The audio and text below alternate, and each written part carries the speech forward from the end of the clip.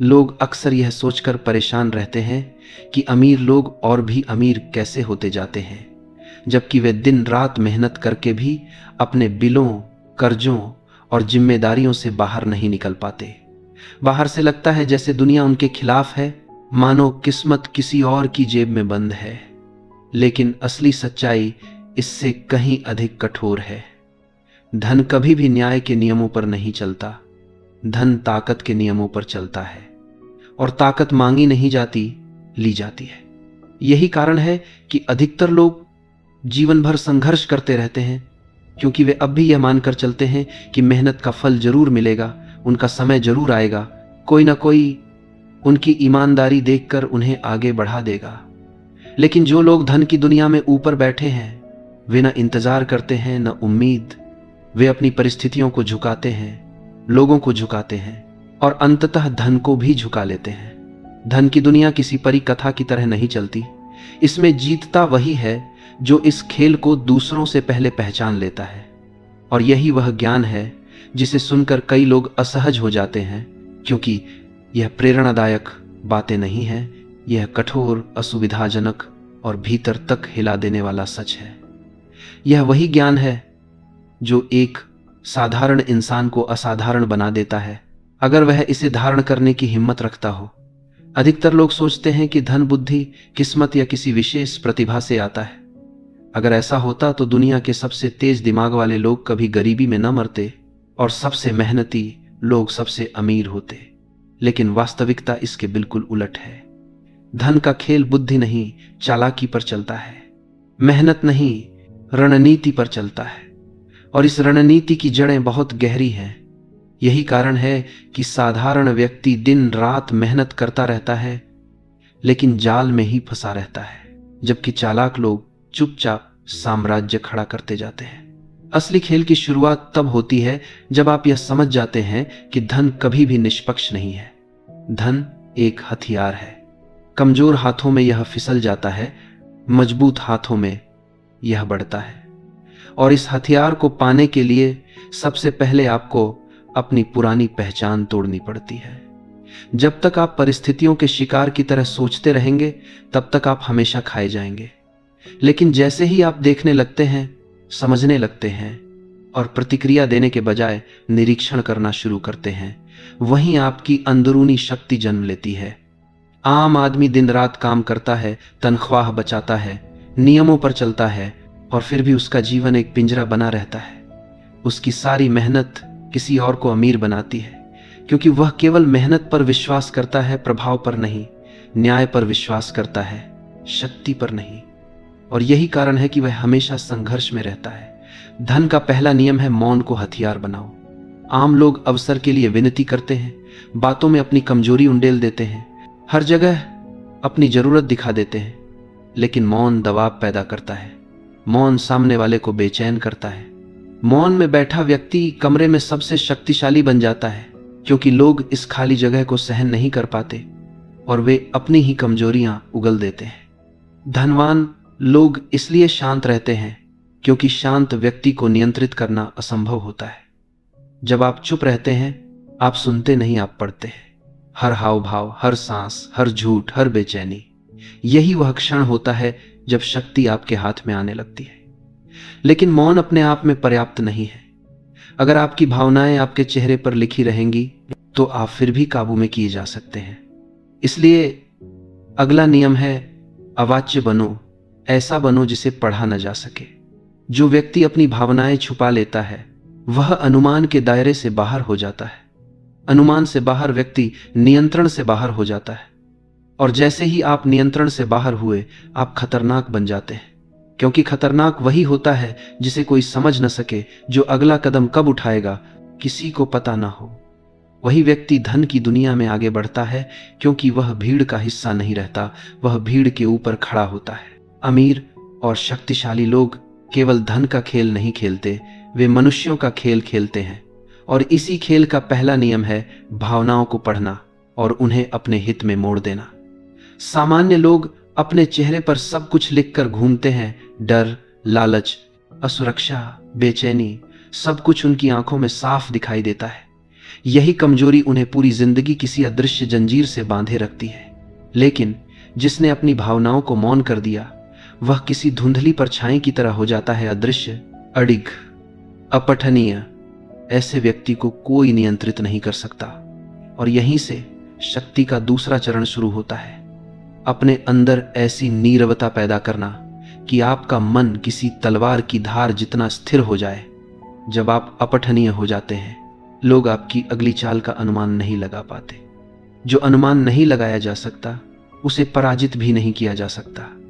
यही वह अवस्था है जहां से असली सत्ता जन्म लेती है। सामान्य मनुष्य प्रतिक्रियाओं का गुलाम बनकर जीता है। उसे कोई कुछ कह दे तो वह तुरंत तिलमिला उठता है। थोड़ी सी आलोचना आती है तो वह टूट जाता है। थोड़ी सी प्रशंसा मिलती है तो वह बहक जाता है। उसकी पूरी मानसिकता बाहरी दुनिया की डोर से बंधी रहती है। पर जिस दिन आप प्रतिक्रिया देना बंद कर देते हैं, उस दिन से दुनिया आपकी प्रतिक्रिया पर निर्भर होने लगती है। और यही पल सत्ता का पहला स्वाद है। लेकिन यह केवल शुरुआत है, क्योंकि सत्ता केवल मौन और स्थिरता से नहीं मिलती। उसके लिए चाहिए धैर्य, ऐसा धैर्य जो शिकारी के धैर्य जैसा हो। शिकारी जंगल में दहाड़ता नहीं, वह छिपकर प्रतीक्षा करता है। वह शिकार के पास नहीं भागता, वह शिकार को अपने पास आने देता है। सामान्य लोग हर अवसर को पकड़ने के लिए भूखे भेड़ियों की तरह भागते रहते हैं, पर शिकारी जानता है कि हर अवसर को पकड़ना बुद्धिमानी नहीं होता। सही अवसर को पकड़ना ही विजय लाता है। जो अवसर आपका नहीं है, उसका पीछा करना आपकी शक्ति को नष्ट कर देता है। लेकिन सही अवसर के आने तक प्रतीक्षा करना आपको अजेय बना देता है। यही कारण है कि अमीर लोग भय के समय खरीदते हैं और लालच के समय बेचते हैं। जनसागर जब घबराकर भागता है, धनी और स्थिर लोग शांत मन से कदम बढ़ाते हैं, क्योंकि उन्हें भीड़ की आंखों में भय दिखाई देता है और भय हमेशा सौदा सस्ता कर देता है। भीड़ कभी सीखती नहीं, वह भावनाओं में बहती रहती है। पर शिकारी भीड़ के डर को अपनी सीढ़ी बनाता है। वे लोग जो अधीर हैं, जो तुरंत लाभ चाहते हैं, वही जीवन भर हानि उठाते रहते हैं। जितनी जल्दी कोई कुछ पाने की इच्छा करता है, उतनी ही जल्दी वह जाल में फंस जाता है। इसीलिए धनी लोग समय को साथी बनाते हैं और गरीब लोग समय से लड़ते रहते हैं। लेकिन अब एक और गहरी सच्चाई आती है, सिर्फ धैर्य काफी नहीं। आपको अपनी स्थिति ऐसी बनानी होती है कि दूसरों के प्रयास बिना शोर किए आपकी ओर बहने लगे। इसे ही कहा जाता है प्रभाव का नियम। जब आप ऐसे स्थान पर खड़े हो जाते हैं जहां लोगों का श्रम, उनका समय, उनका संघर्ष बिना जाने आपकी शक्ति बढ़ाता है, तब आप साधारण मनुष्य से ऊपर उठ जाते हैं। लोग आपको नहीं देखते, वे बस अपना काम करते हैं और उनका हर काम आपकी शक्ति में इजाफा करता जाता है। और यह केवल तभी संभव है जब आप कथा का नियंत्रण अपने हाथ में लें। लोग वास्तविकता नहीं खरीदते, वे कथा खरीदते हैं। कथा ही वह धागा है जिससे समाज की आंखें बंधी होती हैं। जो कथा रचता है वह दिशा तय करता है, जो कथा सुनता है वह अनुसरण करता है। इसीलिए धनी और शक्तिशाली लोग वस्तु नहीं बेचते, वे अर्थ बेचते हैं, वे कहानी बेचते हैं। वे लोगों की इच्छाओं, डर और कमजोरियों को अपने लाभ में ढालते हैं। दूसरों को यह सब छल जैसा लगता है, पर यह दुनिया का सबसे पुराना नियम है। जो कथा पर नियंत्रण रखता है, वह धन पर नियंत्रण रखता है। यही कारण है कि धनी लोगों की बातें आदेश की तरह मानी जाती हैं, जबकि गरीबों की बातों पर हंसी आती है। यह दमन नहीं, मनोविज्ञान है। यदि आप कथा बनाना नहीं सीखते, तो कथा आपको बना देगी। और सबसे महत्वपूर्ण नियम आता है संयम। जितना कम आप दिखते हैं, उतना अधिक आपकी कीमत बढ़ती है। जितना कम आप बोलते हैं, उतना अधिक आपका हर शब्द प्रभाव डालता है। लोग रहस्य की ओर आकर्षित होते हैं। जो उपलब्ध होता है उसकी कीमत घट जाती है, जो दुर्लभ होता है उसकी कीमत आसमान छूने लगती है। सत्ता का मार्ग आत्मनियंत्रण से होकर जाता है। जब आप स्वयं को वश में कर लेते हैं, तब दुनिया आपके सामने सिर झुकाती है। यही वह रास्ता है जिस पर आप अभी कदम रख रहे हैं। भीड़ अभी भी शोर में उलझी है, पर आप शांति में शक्ति खोज रहे हैं। यही आपका वास्तविक परिवर्तन है। धन क्यों हमेशा उन लोगों की ओर बहता है जो चुप रहते हैं, स्थिर रहते हैं और दिखाई नहीं देते? ये समझने के लिए तुम्हें पहले यह समझना होगा कि संसार केवल परिश्रम पर नहीं चलता, यह मानव दुर्बलताओं पर चलता है। लोग भय से निर्णय लेते हैं, लालच से दौड़ते हैं, उत्तेजना में हारते हैं और भावनाओं में स्वयं को उजागर कर देते हैं। और इसी क्षण शक्तिशाली लोग उनकी ऊर्जा, उनका समय, उनका श्रम और उनका धन अपने पक्ष में मोड़ लेते हैं। यही कारण है कि जो व्यक्ति अपनी भावनाएं छिपा लेता है, जो अपनी चाहतों को अपने चेहरे पर नहीं आने देता, जो अपने अगले कदम का संकेत नहीं देता, वही खेल को नियंत्रित करता है। जब तुम दूसरों को यह नहीं बताओगे कि तुम क्या चाहते हो, तभी तुम वह प्राप्त कर पाओगे जो वास्तव में तुम्हारे लिए आवश्यक है। यही अगला सिद्धांत है, अदृश्यता। अदृश्यता का अर्थ यह नहीं कि तुम संसार से दूर हो जाओ। इसका अर्थ है कि तुम्हारी चालें, तुम्हारी इच्छाएं और तुम्हारे लक्ष्य किसी को दिखाई न दे। लोग वही रोकते हैं जिसे वे समझ लेते हैं, जिसे वे पहचान लेते हैं। यदि वे तुम्हारी योजना न समझ पाएं, तो वे तुम्हारे मार्ग में अवरोध भी नहीं डाल पाएंगे। जिस व्यक्ति पर कोई पढ़ नहीं सकता, कोई पकड़ नहीं सकता, उसके विरुद्ध कोई रणनीति नहीं बनाई जा सकती। ऐसा व्यक्ति भय पैदा नहीं करता, वह भ्रम पैदा करता है, और भ्रम सबसे बड़ी ढाल है। लेकिन अदृश्यता तभी काम करती है जब तुम्हारे भीतर धैर्य हो। साधारण लोग शीघ्रता में निर्णय लेते हैं, अवसरों को खो देते हैं और डर में गलतियां करते हैं। शक्तिशाली लोग प्रतीक्षा करना जानते हैं।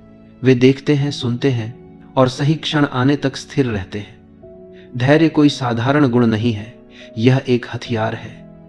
जब बाकी लोग भय में भाग रहे हों, तुम स्थिर रहते हो। जब वे लालच में दौड़ रहे हों, तुम देखते रहते हो। जब वे आवेश में हार रहे हों, तुम जीतने का क्षण ढूंढते हो। धैर्य तुम्हें उन अवसरों तक पहुंचाता है जिन्हें कोई दूसरा देख ही नहीं पाता। धन हमेशा उन लोगों के पास पहुंचा है जिन्होंने प्रतीक्षा करना सीखा है। यह वही लोग हैं जो गिरती कीमतों में अवसर देखते हैं, वही लोग हैं जो भीड़ की चीखों में मौन रखते हैं, वही लोग हैं जो अव्यवस्था में व्यवस्था ढूंढते हैं। प्रतीक्षा तुम्हें शक्तिशाली बनाती है, पर प्रतीक्षा केवल तभी सफल होती है जब उसके साथ संयम हो। संयम का अर्थ है अपने भीतर की सारी इच्छाओं को नियंत्रित करना। अधिकांश लोग धन इसलिए नहीं खोते क्योंकि संसार क्रूर है, बल्कि इसलिए क्योंकि वे स्वयं पर नियंत्रण नहीं रख पाते। जो व्यक्ति अपनी लालच पर नियंत्रण नहीं रख पाता, वह फंसता है। जो व्यक्ति भय पर नियंत्रण नहीं रख पाता, वह टूटता है। जो व्यक्ति उत्तेजना में निर्णय लेता है, वह हमेशा दूसरों के जाल में फंस जाता है। इसी कारण शक्तिशाली लोग पहले स्वयं को जीतते हैं, फिर संसार को। लेकिन इन सभी सिद्धांतों का वास्तविक रूप तब सामने आता है जब तुम दूसरे मनुष्यों को समझना सीखते हो। मनुष्य अपने व्यवहार में भ्रमित है, पर उसकी आवश्यकता हमेशा स्पष्ट होती है। हर व्यक्ति मान्यता चाहता है, प्रशंसा चाहता है, सुरक्षा चाहता है। यदि तुम उसकी आवश्यकता को पहचान लो, तो तुम उसे उसके ही मन से दिशा दे सकते हो। यह नियंत्रण नहीं, यह समझ है, और यही समझ शक्ति बन जाती है। जब तुम लोगों को देखते हो, सुनते हो और उनकी वास्तविक इच्छा को पहचान लेते हो, तो तुम जान पाते हो कि वे कब टूटेंगे, कब झुकेंगे, कब सहमत होंगे। साधारण लोग शब्द सुनते हैं, पर शक्तिशाली लोग चुप्पी सुनते हैं। साधारण लोग चेहरे देखते हैं, पर शक्तिशाली लोग भावनाएं पढ़ते हैं। साधारण लोग प्रतिक्रियाएं देते हैं, पर शक्तिशाली लोग उद्देश्य पहचानते हैं। जब यह कला तुम्हारे भीतर स्थापित हो जाती है, तब धन तुम्हारा विरोध नहीं करता, वह तुम्हारा मार्ग ढूंढता है। धीरे धीरे तुम देखोगे कि लोग तुम्हारे प्रति आकर्षित होने लगते हैं, क्योंकि उन्हें तुम्हारी स्थिरता चाहिए, तुम्हारा आत्मविश्वास चाहिए, तुम्हारा संतुलन चाहिए। वे स्वयं खोए हुए हैं, इसीलिए उन्हें तुम्हारी स्पष्टता में आश्रय दिखाई देता है। यही वह क्षण है जहां तुम अलग हो जाते हो, जहां तुम साधारण भीड़ से बाहर उठते हो। और जब तुम इस ऊंचाई पर पहुंचते हो, तब शक्ति का असली रूप सामने आता है, मौन प्रभाव। वह प्रभाव जो बिना बोले काम करता है, वह प्रभाव जो बिना शोर के व्यवस्था बदल देता है, वह प्रभाव जो धन को आकर्षित करता है, धक्का नहीं देता, वह प्रभाव जो मनुष्य को नियंत्रित नहीं करता, लेकिन उसकी दिशा निर्धारित कर देता है। यही परिवर्तन की शुरुआत है, यही साधारण से असाधारण बनने का द्वार है। और याद रखना, यह मार्ग कठिन है, पर असंभव नहीं। भाग 4, उस अवस्था से शुरू होता है जहां साधारण मनुष्य अभी भी भीड़ की तरह भाग रहा होता है, प्रतिक्रिया दे रहा होता है, भावनाओं का दास बना होता है। जबकि तुम धीरे धीरे उस अवस्था में प्रवेश कर रहे हो जहां भीतर का शोर थमने लगता है और एक नए प्रकार की दृष्टि जन्म लेती है। इसका नाम है नियंत्रण। पर नियंत्रण का असली अर्थ अधिकांश लोग समझ नहीं पाते। वे समझते हैं कि नियंत्रण दूसरों पर होता है, लेकिन सच यह है कि नियंत्रण सबसे पहले स्वयं पर होता है। जिसने अपने भीतर के तूफान को साध लिया वही बाहर की आंधियों को मोड़ सकता है। यही वह बिंदु है जहां साधारण लोग डरते हैं, लेकिन तुम आगे बढ़ते हो, क्योंकि अब तुम समझ चुके हो कि धन शक्ति नहीं देता, शक्ति धन को खींचती है। पहले शक्ति आती है, फिर संपत्ति झुककर आती है, और यह शक्ति किसी किताब में नहीं मिलती, बल्कि भीतर निर्मित होती है। यह निर्माण दर्द देता है, इसलिए भीड़ इससे भागती है। तुम अब भीड़ का हिस्सा नहीं रहे। और यहां एक गहरा मोड़ आता है, मोहभंग। मोहभंग वह क्षण है जब तुम दुनिया को वैसे नहीं देखते जैसे वे दिखाते हैं, बल्कि वैसे देखते हो जैसी वो वास्तव में है। लोग तुम्हें बताएंगे कि सबको खुश रखो, सबको विश्वास में लो, सबको साथ लेकर चलो, पर तुम जान चुके हो कि यही सबसे बड़ा भ्रम है। दुनिया उस पर झुकती है जो स्वयं पर खड़ा रहता है। लोग उस पर विश्वास करते हैं जिसे स्वयं पर विश्वास हो। लोग उसी का अनुसरण करते हैं जिसकी चाल अटल हो। तुम मोहभंग में प्रवेश कर चुके हो, और यह खतरनाक तथा पवित्र दोनों है। यही वह क्षण है जहां मनुष्य दो हिस्सों में बंटता है। पहला वह जो टूट जाता है, दूसरा वह जो बदल जाता है। तुम दूसरे प्रकार के मनुष्य बन रहे हो, और यही परिवर्तन तुम्हें पढ़ने लिखने से आगे ले जाकर अनुभव की आग में झोंकता है। मोहभंग के बाद अगला चरण है नियंत्रण। नियंत्रण का अर्थ है कि तुम अपने मन, अपनी प्रतिक्रियाओं, अपनी इच्छाओं और अपनी भय तरंगों को समझते हो और उन्हें निर्देशित करते हो। तुम्हारे भीतर अब वह पुरानी बेचैनी, वह पुरानी जल्दी, वह पुराना आवेग नहीं बचा। यही वह अवस्था है जहां तुम छोटे झगड़ों, छोटे संघर्षों और छोटी जीतों को छोड़ देते हो। तुम हर लड़ाई नहीं लड़ते, क्योंकि तुम समझते हो कि हर लड़ाई युद्ध नहीं होती। असली विजेता वही है जो चुनता है कि कब वार करना है। यही वह स्थान है जहां तुम चुप चलने की कला में पारंगत होते हो। पहले तुम बोलते थे, फिर सोचते थे। अब तुम देखते हो, समझते हो, फिर बोलने का निर्णय लेते हो। चुप्पी अब कमजोरी नहीं, हथियार बन जाती है। तुम्हारी चुप्पी दूसरे को असहज करती है, उनके मन को असंतुलित करती है।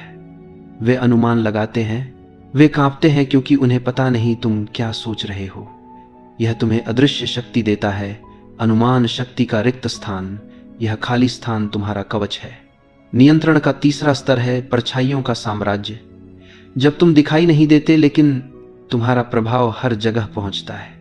जब तुम गहरी भीड़ में खड़े होकर भीड़ को निर्देशित करते हो, जब तुम छोटे कदमों से बड़े बदलाव कराते हो, जब तुम बोलते कम और करवाते अधिक हो, इसी को परछाइयों का साम्राज्य कहते हैं। यह साम्राज्य दिखावे से नहीं बनता, प्रभाव से बनता है। और प्रभाव शब्दों में नहीं, उपस्थिति में होता है। तुम्हारी चाल, तुम्हारी दृष्टि, तुम्हारी ऊर्जा, तुम्हारी स्थिरता, ये सब मिलकर तुम्हारे चारों ओर एक अदृश्य खिंचाव पैदा करती हैं। यह खिंचाव ही शक्ति है। जो लोग धन का पीछा करते हैं वे धन के गुलाम बनते हैं। जो लोग शक्ति का निर्माण करते हैं, धन स्वयं उनका अनुसरण करता है। तुम अब दूसरी श्रेणी में प्रवेश कर रहे हो। इस यात्रा का सबसे कठोर सिद्धांत आता है स्वयं पर शासन। यदि तुम अपने क्रोध को, अपने भय को, अपनी इच्छाओं को और अपने लालच को नियंत्रित नहीं कर सकते, तो बाहरी सत्ता का हर प्रयास व्यर्थ है। जिस मनुष्य की प्रतिक्रियाएं उसके शत्रु के हाथ में हो, वह कभी विजेता नहीं बन सकता। पर तुम अब प्रतिक्रियाशील नहीं, पर्यवेक्षक बन रहे हो। तुम्हारे भीतर अब वह स्थिरता जन्म ले रही है जिसकी जड़ें गहरी और अडिग होती हैं। यही स्थिरता तुम्हें भीड़ से अलग और भविष्य से जोड़ती है। परछाइयों का साम्राज्य वही बनता है जहां मनुष्य स्वयं की परछाई को पहचान लेता है।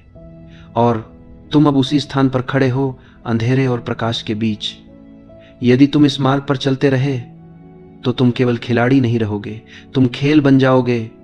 और जो खेल बन जाता है दुनिया उसके नियमों पर चलती है। जब तुम इन सभी सिद्धांतों को अपने भीतर उतार चुके होते हो, मौन, अगम्यता, धैर्य, प्रभाव, कथा, प्रतिस्थापन, भ्रम, उपयोग, संयम, तो तुम सामान्य मनुष्य की श्रेणी से बाहर निकलने लगते हो। अब तुम भीड़ का हिस्सा नहीं रहते, तुम दर्शक बन जाते हो, विश्लेषक बन जाते हो, छाया की तरह चलने वाले बन जाते हो। और यही वह अवस्था है जिसे हर सफल, शक्तिशाली और धनवान व्यक्ति गुप्त रूप से जीता है। लोग उनकी चमक देखते हैं, पर यह नहीं समझ पाते कि वह चमक भीतर के अंधेरे से पैदा होती है, उस अंधेरे से जिसे उन्होंने साध लिया है। इस चरण पर तुम्हें समझ आता है कि धन कोई पुरस्कार नहीं, कोई वरदान नहीं, कोई संयोग नहीं। धन एक युद्ध है और युद्ध में एक नियम चलता है। जो हिचकिचाता है वह हारता है और जो सटीक प्रहार करता है वही विजेता बनता है। इस दुनिया में धन के लिए प्रतिस्पर्धा नहीं है, वध है। जो तेज है, जो शांत है, जो कठोर है, वह जीतता है। जो भावुक है, जो अनुमानित है, जो आसानी से भड़कता है, वह हारता है। यह कठोर है पर सत्य है। अब तुम जिस अवस्था में प्रवेश करते हो उसे मैं शिकारी का मन कहता हूं। यह वह मन है जो किसी के प्रभाव में नहीं आता, बस निरीक्षण करता है। यह वह मन है जो अवसर को पुकारता नहीं बल्कि पकड़ लेता है। यह वह मन है जो भीड़ का हिस्सा बनकर नहीं चलता बल्कि भीड़ को अपने लाभ की दिशा में मोड़ देता है। इस मन की पहली पहचान है तुम प्रतिक्रिया देना बंद कर देते हो। कोई तुम्हें उकसाए, तुम शांत रहते हो। कोई तुम्हें कम आके, तुम भीतर हंसते हो। कोई तुम्हें टोके, तुम देखते हो। क्योंकि तुम अब प्रतिक्रिया नहीं, रणनीति की भाषा में जीते हो। धीरे धीरे यह गुण तुम्हें अदृश्य बना देता है। लोग तुम्हें समझ नहीं पाते, तुम्हें पढ़ नहीं पाते, तुम्हारे इरादे नहीं समझ पाते। और जब कोई व्यक्ति पढ़ा नहीं जा सकता तो उसे रोका भी नहीं जा सकता। यही अगम्यता की शक्ति है। यही वह चुप्पी है जो सिंह को भयंकर बनाती है। जब शेर मौन होता है, जंगल कांपता है, और जब इंसान मौन होता है, दुनिया असहज हो जाती है। अब तुम्हारी चाल सामान्य नहीं रहती। तुम हर चीज को शक्ति के कोण से देखते हो। शब्द, भाव, संबंध, अवसर, असफलता, सफलता। तुम्हें समझ आता है कि हर व्यक्ति कुछ न कुछ देकर चलता है। कोई जानकारी देता है, कोई कमजोरी, कोई इच्छा, कोई भय, कोई जरूरत। और जो इन भावों को पढ़ना सीख लेता है वह खेल का मालिक बन जाता है। तुम हर बातचीत में देखोगे कि सामने वाला अपने आप को खोलता जा रहा है और तुम बस एक धैर्यवान जासूस की तरह नोट करते जा रहे हो। यही श्रेष्ठ वार्ता कला है। धीरे धीरे तुम पाओगे कि लोग तुम्हें ज्यादा महत्व देने लगते हैं, तुम्हें समझदार, संतुलित, रहस्यमय देखने लगते हैं। पर असल शक्ति यह नहीं बल्कि यह है कि तुम उन्हें अपने असर में लेते जा रहे हो। वे तुम्हारे मौन का अर्थ निकालने लगते हैं, तुम्हारे शब्दों को तोलने लगते हैं, तुम्हारी नजर को संकेत समझने लगते हैं। यह वही अवस्था है जहां प्रभाव बिना बोले पैदा होता है। और इसी समय तुम समझते हो कि धन का सबसे बड़ा नियम क्या है। धन मेहनत से नहीं, प्रभाव से बढ़ता है। मेहनत की एक सीमा होती है, प्रभाव की नहीं। मेहनत से तुम कमाते हो, प्रभाव से तुम बढ़ते हो।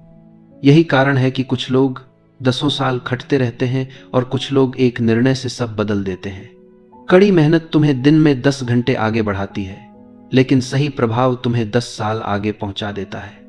अब तुम अपनी आदतें बदलते हो। तुम बेवजह नहीं बोलते, बेवजह नहीं खर्च करते, बेवजह नहीं लड़ते, बेवजह नहीं टूटते।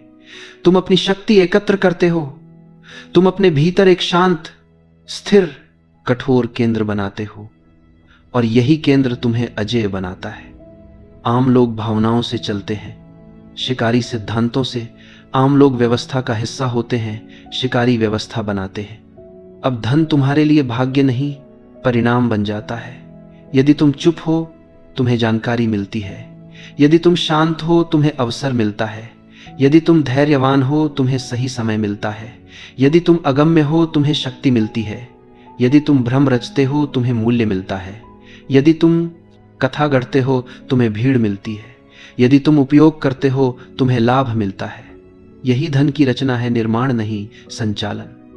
और जब यह सब भीतर बैठ जाता है तुम एक नई ऊर्जा महसूस करते हो, एक धीमी, स्थिर, अदृश्य शक्ति।